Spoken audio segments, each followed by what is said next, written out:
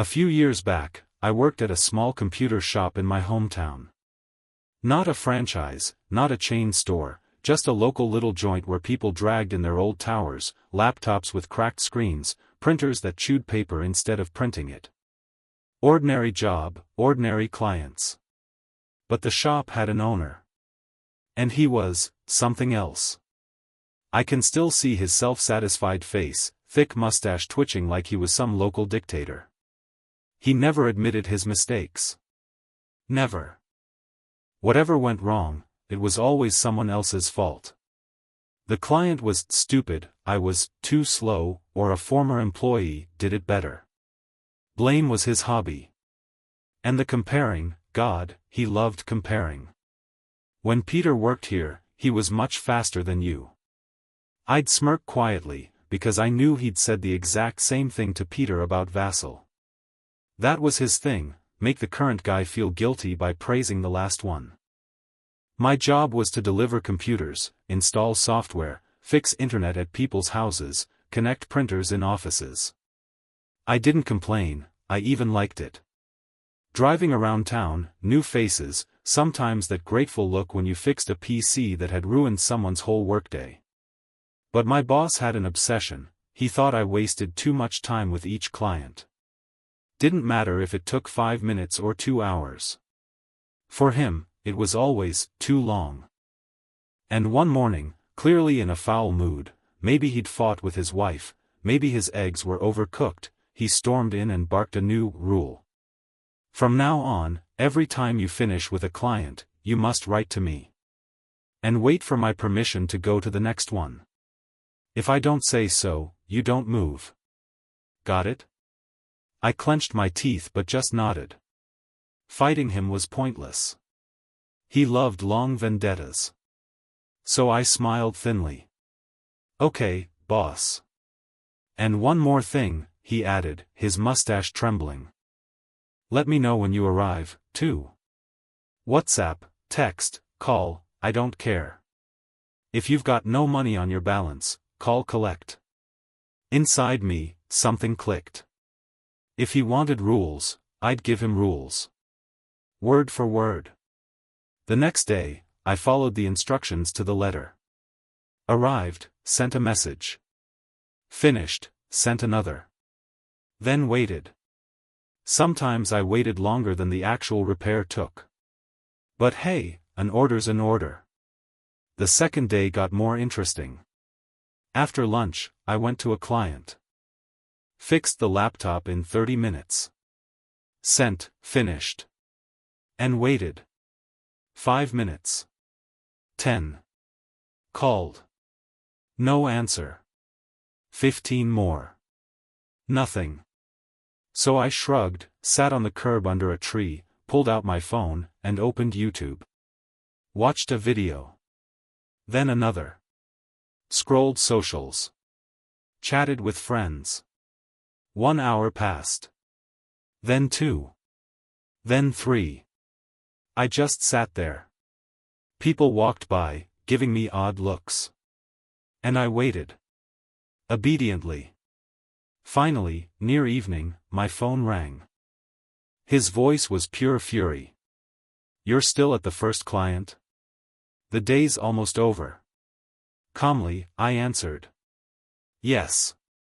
I finished a few hours ago. But you said to wait for your reply before moving on.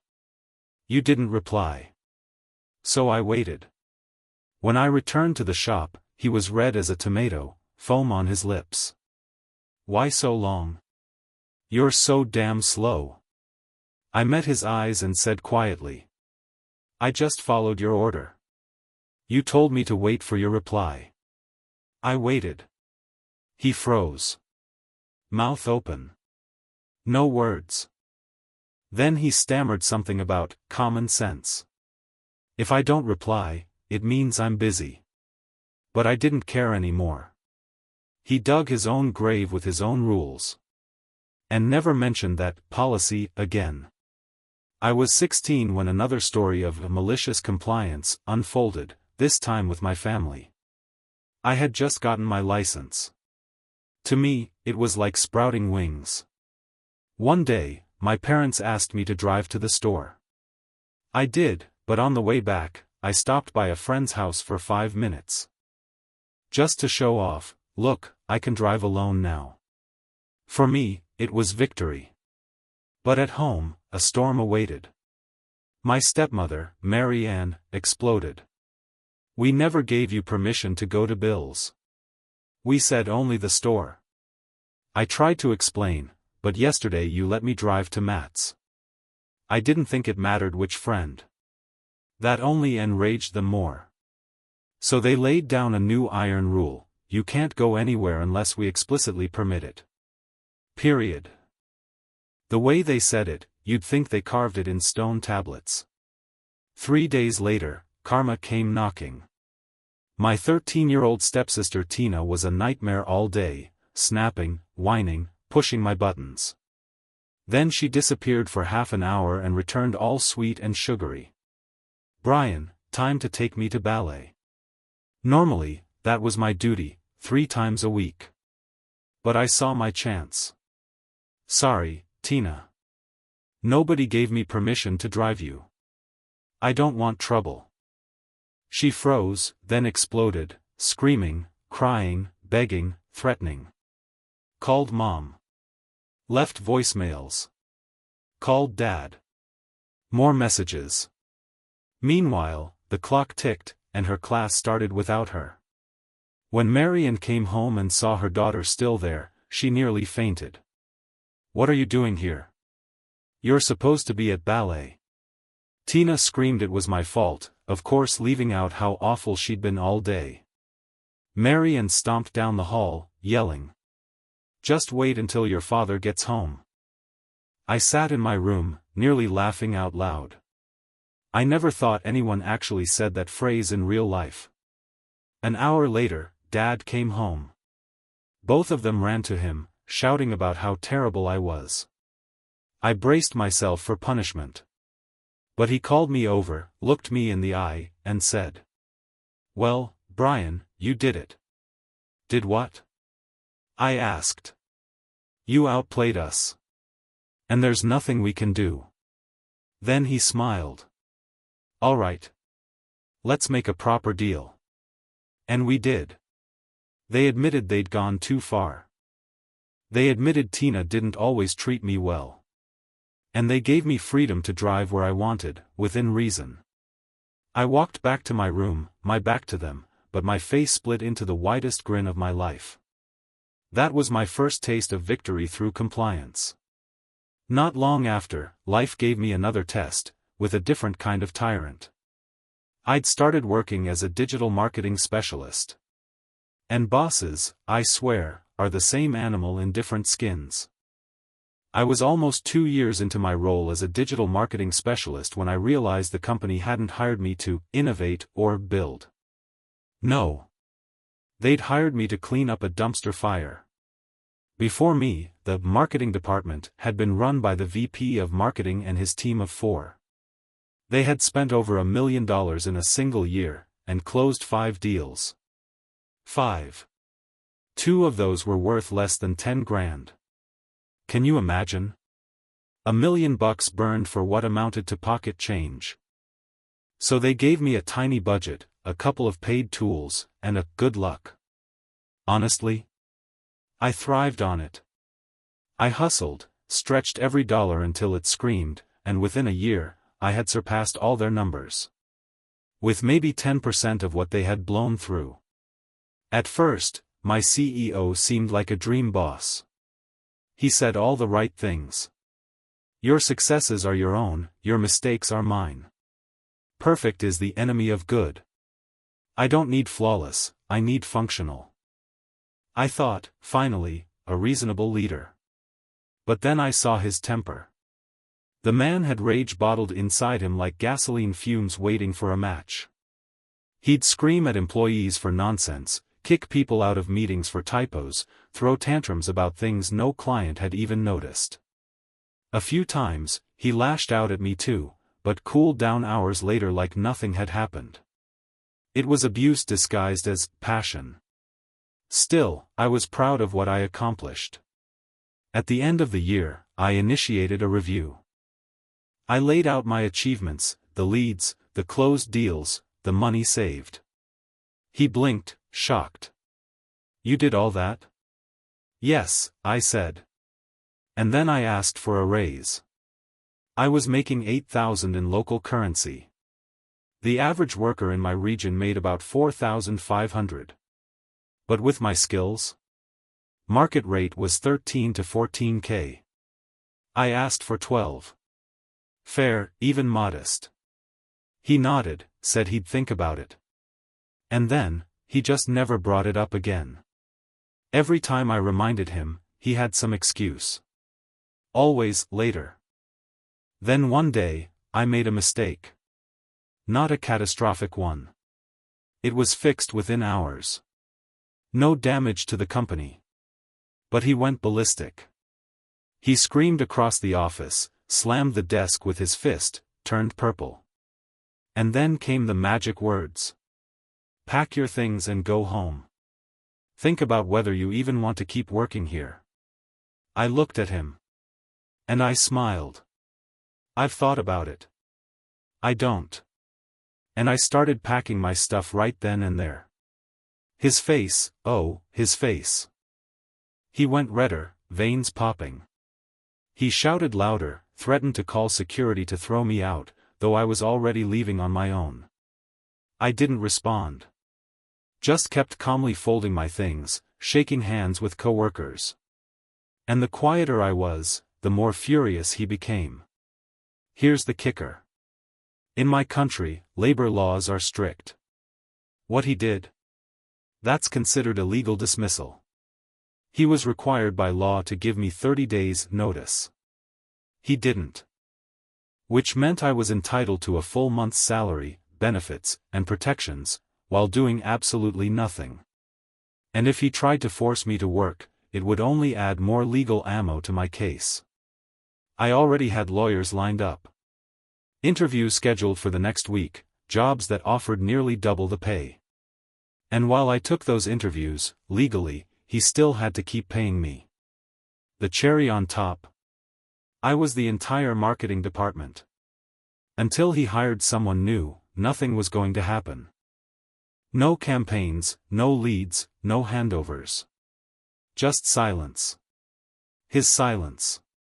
And I was out there, sipping coffee in interviews, knowing every hour I spent shaking another company's hand was another coin pried from his pocket. Funny thing, though. That wasn't my first lesson in the absurdity of rules. Back when I was 18, I worked in a call center. Short stint, 3 months, but unforgettable. Most of it was basic, helping people reset passwords, answering simple tech questions. Training taught us to be natural, friendly. And I was. Clients liked me. They even left positive notes about me, rare in that world of hold music and frustration. Then came a new supervisor. And she was a zealot for scripts. One step off the script, one word out of line, you'll get written up. Her eyes lit up with fanatic order. 14 points to read verbatim, fake empathy included. First client under her regime, a man with a locked account, voice frantic. "Can you just quickly help? Please." And me? I switched to robot mode. "Hello. Thank you for your call. My name is, and I sincerely hope you're having a wonderful day. How can I assist you in resolving your technical issue today?" Silence on the line. Then, "Are you serious?" But I kept going. Word for word. Even the absurd sympathy line. I completely understand how unpleasant this unique situation must feel. The guy chuckled. Supervisor froze behind me, listening, jaw tightening. I carried on, letter by letter. Problem fixed in 3 minutes flat. When the call ended, she stormed over, "Why did you talk like that?" I looked her dead in the eye. "Because you told me to follow the script." Exactly. She had nothing. Next day, she told the whole team, "Okay, just cover the key points. You can sound human again." And that's how one robot act restored common sense. Later, in a different job, I learned how companies worship overtime like a false god. I was an analyst in a big corporation. There, staying late wasn't just tolerated, it was glorified. Like martyrdom. I didn't buy into it. I came at 8, worked hard, left at 5. Everything finished on time. No loose ends. Clean desks, clean data. And when I asked for a raise, 20%, within company policy, they denied me. Why? You leave at 5. Others stay late. You don't offer help to overloaded colleagues. Where overloaded meant pretending to work past hours. Some of that feedback even came from someone I'd never worked with, someone from another floor. My manager had a mantra: perception is more important than reality. So I decided to test it. Every day at 4:30, I messaged my manager, "Do you need help with anything before end of day?" Logged it in a document. She never once said yes. I even stayed until 5:15, 5:30, watching. The office emptied within 5 minutes of 5 o'clock. Almost nobody stayed late. The myth cracked like thin ice. After months of this, I quietly applied elsewhere. Got an offer. 60% more pay. When I handed in my resignation, my company scrambled. "We'll match it. We'll promote you." Too late. I left. And when I clicked accept on the new offer, I felt that same electric thrill I'd felt under the tree outside that client's house years earlier. I had followed their rules, word for word. And proved they were hollow. That lesson got carved even deeper when I worked emergency services. Semi-rural area, 12-hour shifts, 6 a.m. to 6 p.m. By law, if you drive for work, you can't go over 14 hours straight. At 14 hours, you stop. Period. Unless you've got a critical patient. We had a gentleman's agreement. Come in at 5:30, half an hour early. That way, the previous shift could avoid getting stuck with a last-minute call at 5:55 that dragged them into overtime hell. Nobody complained. It was mutual respect.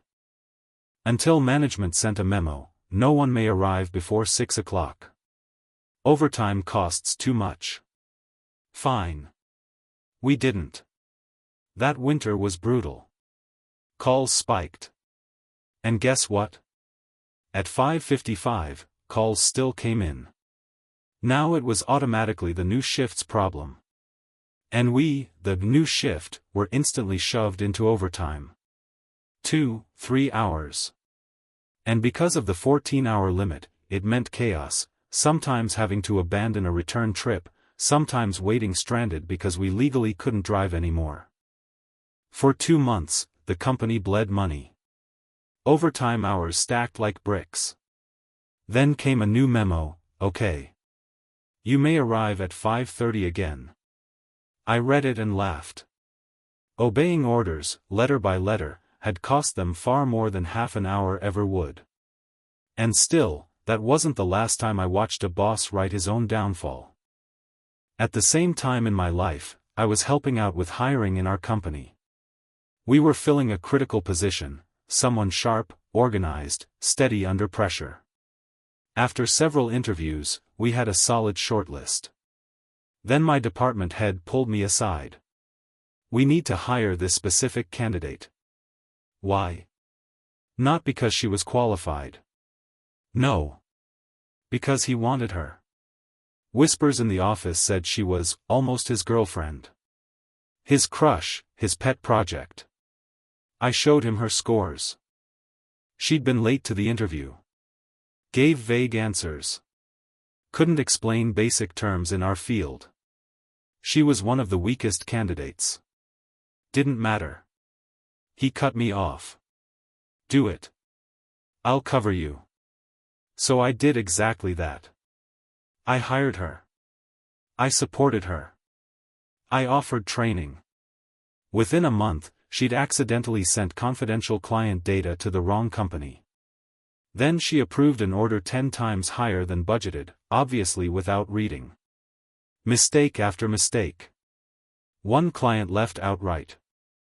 Another pulled back because of delays. When upper management asked questions, my boss tried to distance himself. But HR already had everything: her results, the paperwork, the records of his direct order. I'd made sure of it. Within a quarter, he was reassigned. She was quietly dismissed. Turns out, hiring your crush isn't so romantic when it bleeds money. But my masterpiece of malicious compliance? That came in retail. I'd been working for a large chain for years. Earned licenses, built up experience. I had the background for a higher-level role, with better pay and responsibility. But the job market was rough, so I stayed on as a floating employee, rotating between stores, filling gaps. The region was huge. The farthest store was over 100 miles from my house. Guess where they sent me for training? Right there. That store was infamous. High sales, high crime. People in my position had been robbed. Nobody wanted to be assigned there. But after my training, I was stuck. Hardly ever rotated elsewhere. I begged to be sent closer to home. 4 hours a day of commuting wore me down. My boss refused. You're the only one skilled enough to handle it. I didn't believe him, but what choice did I have? Then a colleague tipped me off. Company policy said if you worked more than 50 miles from home, you got mileage reimbursement for everything beyond that. Plus meals, if you saved receipts. I filed the forms. Gave them to my boss. He lost them. Said the system glitched. Always an excuse. That same colleague showed me a trick: I could fax the forms directly to payroll. No middleman. So I did. Almost immediately, my boss called in a panic. Stop. Don't send them. I said, assign me closer to home, and I won't need to. He refused. Instead, he promised me a permanent position at that store, with a raise and perks. The carrot on the stick. I agreed. The raise would come later. Spoiler, it never did. 2 years passed. The store grew so toxic even I couldn't take it. I asked to step down, to return to floating. My boss said, you were never permanent anyway. We just put you there because it worked. That lie lit a fire in me. I started job hunting. Found something better, a real step forward. And when I handed in my resignation, I remembered, there was no time limit on filing mileage reimbursements. And I had meticulous records. So I began sending them in. Every shift. Every mile. 2 years worth. I didn't even bother with meal reimbursements, it was too much paperwork. But the mileage? That I claimed. I didn't dump them all at once. I spread them out, batch by batch, every shift in my final 2 weeks. Fax after fax. Checks began to roll in. Not as payroll, separate transfers. Pure money. Mileage reimbursements aren't taxed. Clean. By the time the reports hit the higher-ups, it was too late. I had already left. My boss called me, frantic. He brought in a top security manager. Together they threatened me, return the money or we'll sue. You weren't entitled once you agreed to be permanent. I sent them an email chain. In black and white, my boss himself had written that I was never actually permanent. Always technically a floater. His own words torpedoed his case. I replied politely, since I was misled, the verbal agreement doesn't stand. Company policy is clear. HR has confirmed I'm entitled. I won't be returning a cent. Silence on the line. In the end? Over $21,000. Clean. And a new dream job waiting. I looked at the number in my account and thought, would I give it back if it meant reclaiming all those hours wasted driving, all those dawns on the road to a store nobody wanted? Maybe. Maybe not. Because in truth, it was those miserable miles that pushed me toward a better path. And the irony? His lies cost him more than the truth ever would have. Years later, when I look back, I realize all these stories share one thread: malicious compliance isn't about rebellion. It's about obedience. Perfect obedience. The kind that turns stupidity against itself. When I was told, "Don't leave a client until I reply," I sat under a tree for 3 hours. When I was told, "You can't drive unless explicitly allowed," I left my sister stranded, and my parents cracked. When I was told, "Think if you want to keep working here," I said, "I thought. I don't." When I was told, "Read the script word for word," I became a robot until they begged me to stop. When management said, "Don't come in before 6," they paid thousands in overtime. When a boss demanded I hire his crush, I documented every slip until it cost him his chair. When I was lied to about my status to avoid reimbursements, I faxed 2 years of forms and walked away 21 grand richer. I'm not a hero. I'm not a vigilante. I don't vanish into shadows like some nuclear ninja ghost. I'm just someone who learned that the sharpest weapon is compliance sharpened to absurdity. You don't scream. You don't fight. You don't break the rule. You live inside it so precisely that the rule breaks itself. And sometimes the sweetest victory is just sitting still on a curb, phone in hand, waiting. Waiting for the inevitable call. Because sooner or later, the rulemaker always dials their own number. And when they do, all you have to say is, "I followed your order." And walk away.